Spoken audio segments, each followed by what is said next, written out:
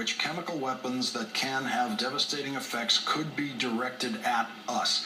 The chemical weapons that he thinks exist in Syria. How would that happen? How would those chemical weapons get from Syria to be directed at us?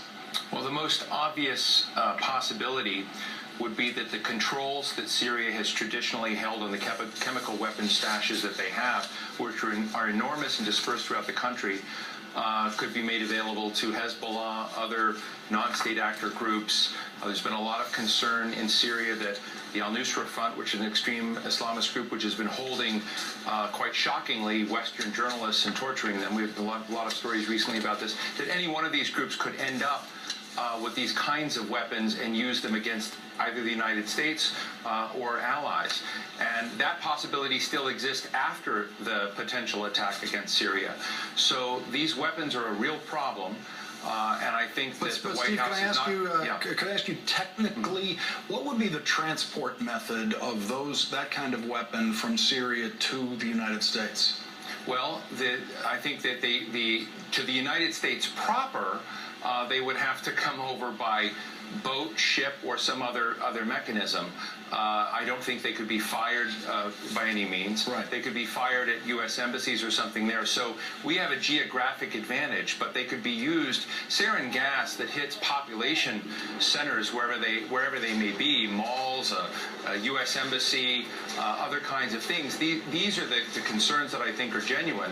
And when these attacks happen, which I believe they will, they're not going to be attacking the chemical weapons. I think they're going to be trying to send a signal, as President Obama has said, to the regime, saying get these under control, stop using them, and move forward. Because I think that the fear is there's always the chance that Assad could escalate and could in fact try and strike us in various ways, or try and gain leverage by threatening to give these weapons to other non-state actors. Well, Steve, if the idea of American military intervention in some form is to somehow create stable control over the chemical weapons supply in Syria, what is it that the military mission is attempting to accomplish other than presumably shore up the dictatorship that has up to now controlled those weapons? I think the president is trying very hard to thread a complicated needle. In April 2010, Joe Biden and President Obama hosted a major nuclear materials and WMD materials conference here in Washington, D.C., and viewed essentially trying to create restoring a global commons that prevented the proliferation and use of WMDs, including chemical weapons, as a defining point of their administration. So not to act is, from their point of view, not really an option.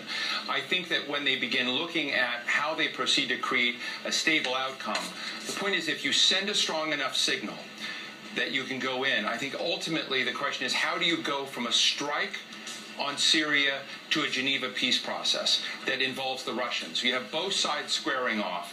And I think I may sound odd, and it would be nice in a month with you to review whether this happens. But if all things went well and you were able to punish the regime enough so that people could tell it was compelling but not part of a regime change strategy, which the administration has been bending over backwards to say we're not trying to knock out Assad, that's a signal to the Russians that we're open for Assad or his regime staying in place in some form into the future. And that allows us a possibility to go into a Geneva peace process. I know it sounds like an odd equation, but it could happen. I think every scenario sounds odd in this case, and the thing that I can't quite get around is how, through military intervention, we could somehow find the people in that country who we could then rely on to make sure those chemical weapons were kept safe and stable. I just don't see how we get to there, but we're going to be covering more of this. Steve Clements, thank you very much for joining me tonight. Thank you, Lawrence.